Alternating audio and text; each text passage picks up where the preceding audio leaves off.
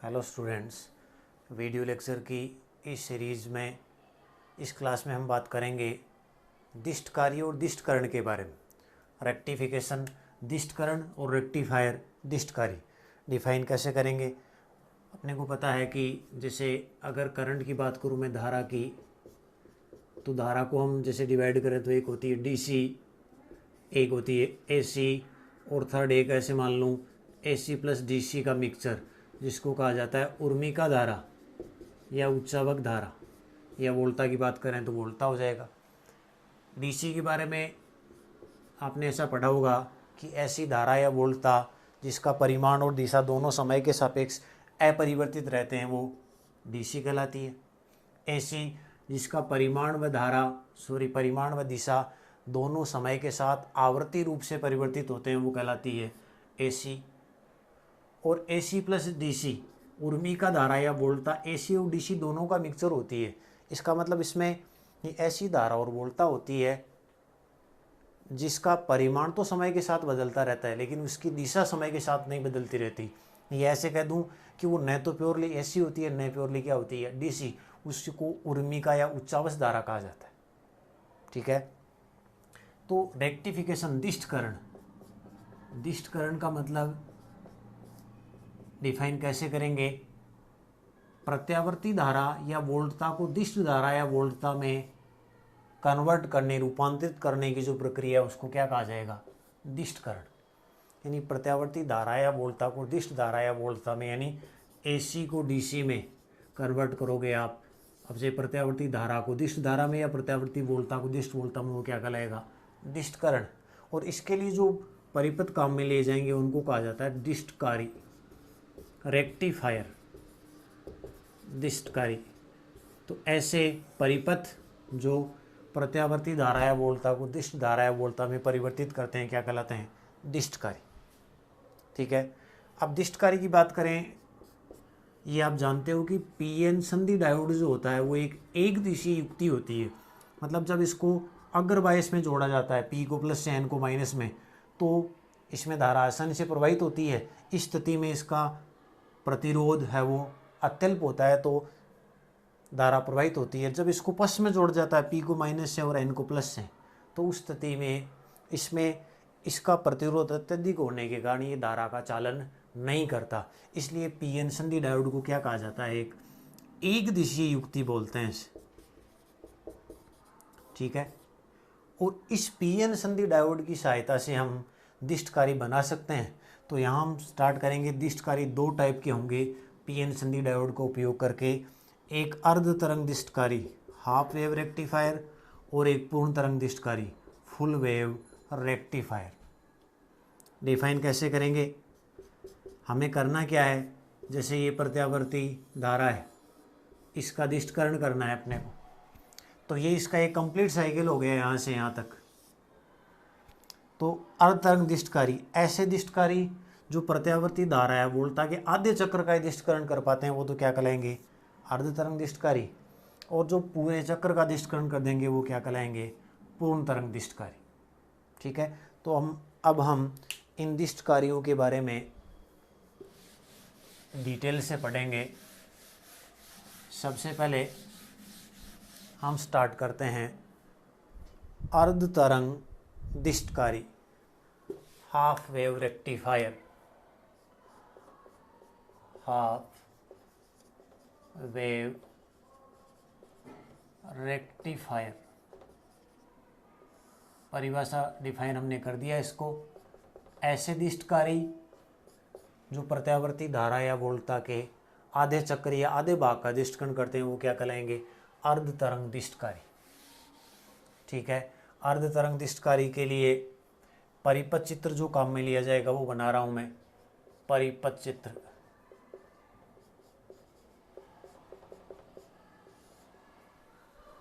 एक ट्रांसफॉर्मर है, ट्रांसफॉर्मर की प्राइमरी कॉइल है,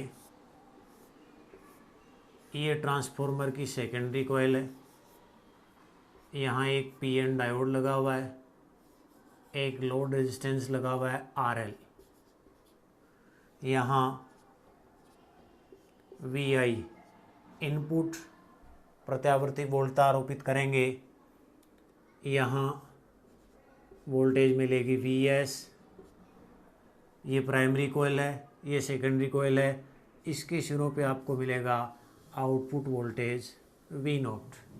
ये पी एन संधि डायोड है, इसका ये पी सिरा हो गया, ये एन सिरा, इसका ए टर्मिनल मान लो और इसको मान लो बी। मान लिया यहाँ जो वोल्टता आरोपित हो रही है, प्रत्यावर्ती वोल्टता, वो है E P sign omega T. आरोपित इनपुट यानी निवेशी वोल्टता है, निवेशी प्रत्यावर्ती वोल्टता। अगर इसको ग्राफिकली रिप्रेजेंट करूं मैं, तो वी आई जो होगी, वी आई टाइम के साथ इस प्रकार वेरी करेगी।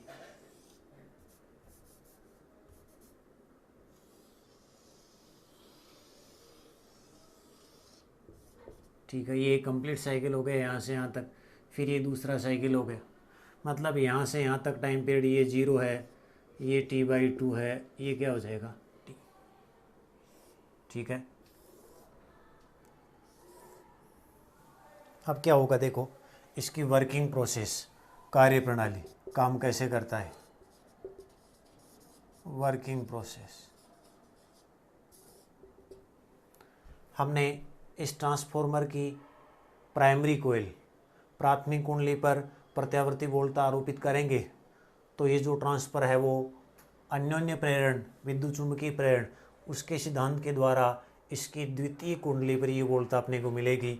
ये जो वोल्टता Vs है वो हो जाएगी n टाइम्स Vi, जहाँ n क्या है, n है Ns/Np, ट्रांसफॉर्मर की द्वितीय कुंडली और प्राथमिक कुंडली में फेरों की संख्याओं का अनुपात। यानी Vs क्या मिल जाएगा, N EP sign omega T, N EP को मैं नाम दे दूँ EM, तो Vs हो गया EM साइन ओमेगा टी।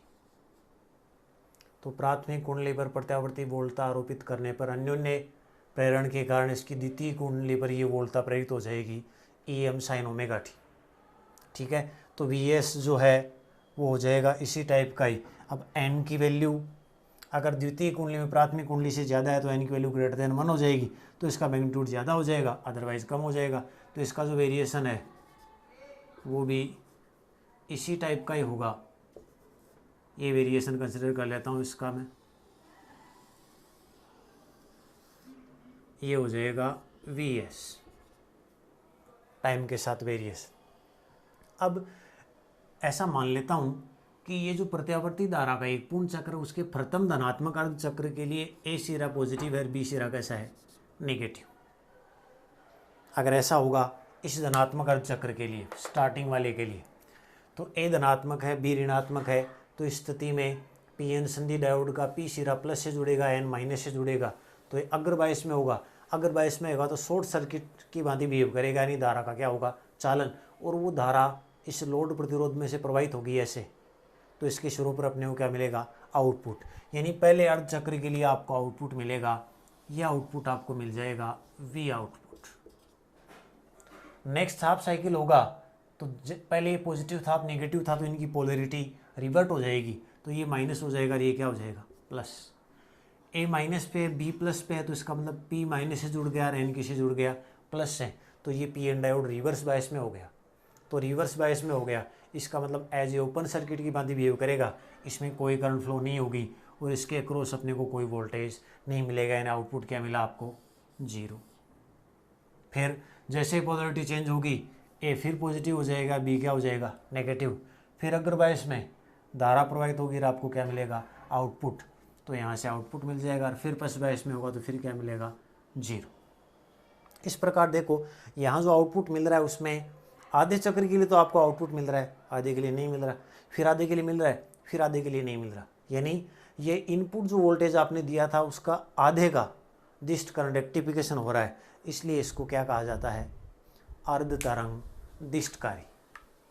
यानी ये जो अर्ध तरंग दिष्टकारी हमने उपयोग में लिया है, उसके लिए ऐसा कहूँ मैं कि जब t का मान 0 से T/2 होगा और टी का मान T/2 से T होगा।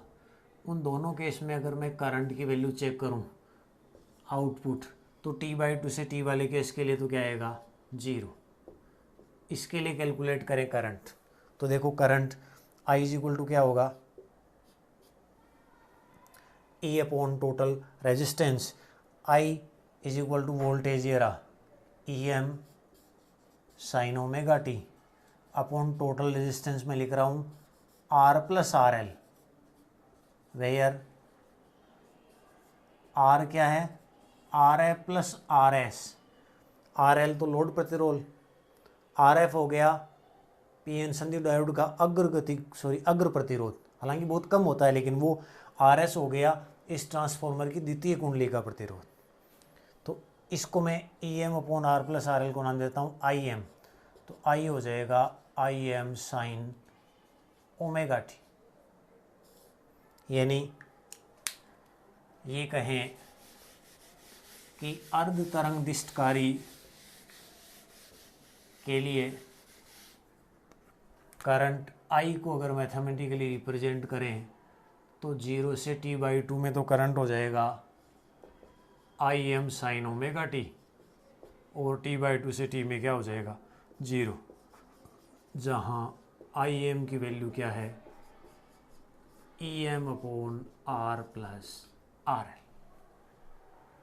ठीक है, अब हम इस अर्ध तरंग दिष्टकारी के लिए अनेक व्यंजक ज्ञात करेंगे, जैसे इसके लिए वोल्टा या धारा का औसत मान कैलकुलेट करेंगे, वर्ग माध्य मूल मान कैलकुलेट करेंगे, वो सब हम ज्ञात करेंगे।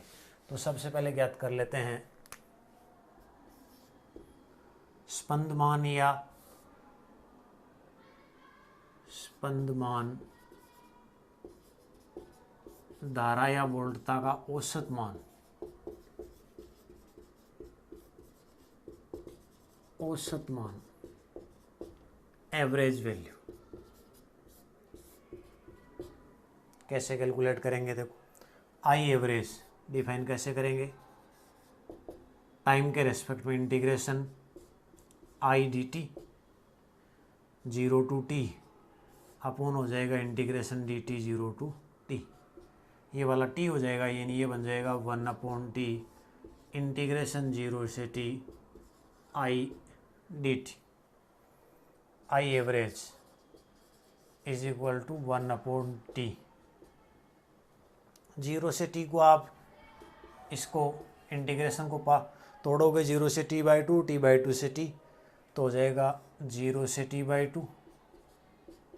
उसमें तो I की वैल्यू क्या है IM साइन ओमेगा टी, और T/2 से T वाले में क्या है 0।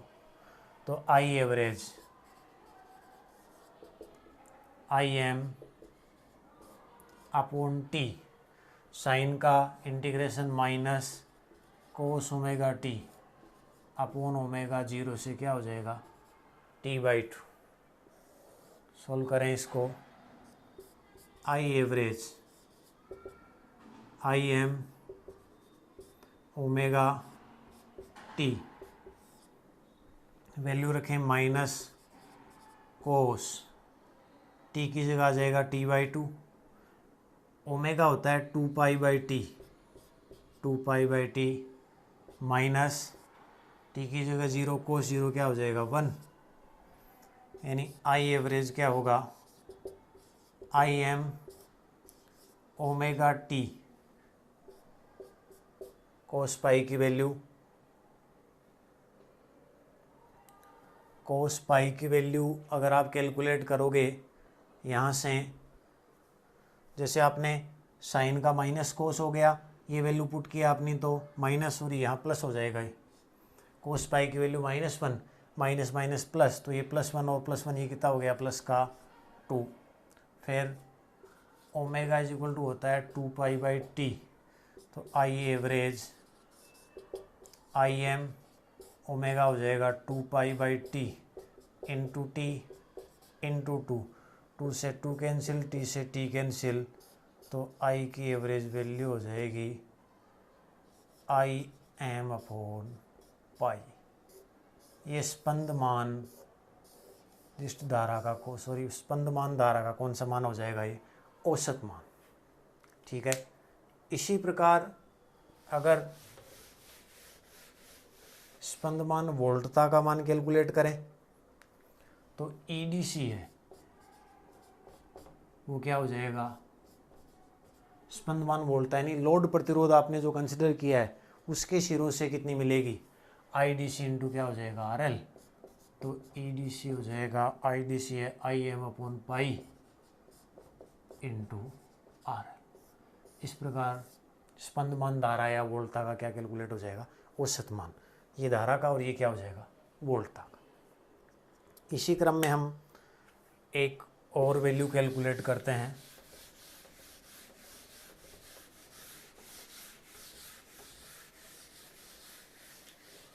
सेकंड, यहाँ लिख लेता हूँ मैं, स्पंदमान धारा या वोल्टता का वर्ग मध्य मूल मान, वर्ग मध्य मूल मान, यानी इसको आरएमएस वैल्यू कहा जाता है। देखो कैसे लिखा जाएगा, धारा की बात कर लेते हैं पहले। तो धारा का वर्ग मध्य मूल, यानी धारा का वर्ग हो जाएगा, उसका मध्य और उसका फिर वर्गमूल, इसको कहा जाएगा IRMS। ठीक है, स्क्वायर कर दिया तो I स्क्वायर RMS क्या हो जाएगा, I स्क्वायर का एवरेज, I स्क्वायर की एवरेज वैल्यू, I स्क्वायर का टाइम के रेस्पेक्ट में average integration I square dt 0 to t upon क्या हो जाएगा, t, यानी 1 अपॉन t, लिमिट ब्रेक कर दोगे 0 से t/2। I क्या है, IM साइन ओमेगा t हो जाएगा IM square sine square omega t dt, t/2 से t में क्या हो रहा है 0, तो प्लस क्या हो जाएगा 0, यानी ये कन्वर्ट हो जाएगा, इसको बाहर निकाल लूँ, IM स्क्वायर अपॉन t 0 से t/2, साइन स्क्वायर थीटा होता है 1 माइनस कोस 2 थीटा अपॉन 2, तो 1 minus cos 2 omega t upon 2 dt, उस 2 को बाहर लिख देता हूँ। अब इंटीग्रेट करते हैं, IM square upon 2t integration 1 का क्या हो जाएगा t, limit 0 to t/2 minus cos का इंटीग्रेशन साइन 2 ओमेगा t, इसका डिफरेंशिएशन 2 ओमेगा करके डिवाइड कर देंगे, लिमिट 0 से t/2, क्या मिलेगा, IM square upon 2t, limit यहाँ पुट करोगे तो t/2 माइनस 0, तो t/2 हो जाएगा यहाँ, तो माइनस 1 अपॉन 2 ओमेगा को बाहर निकाल लिया, ये लिमिट रखें साइन 2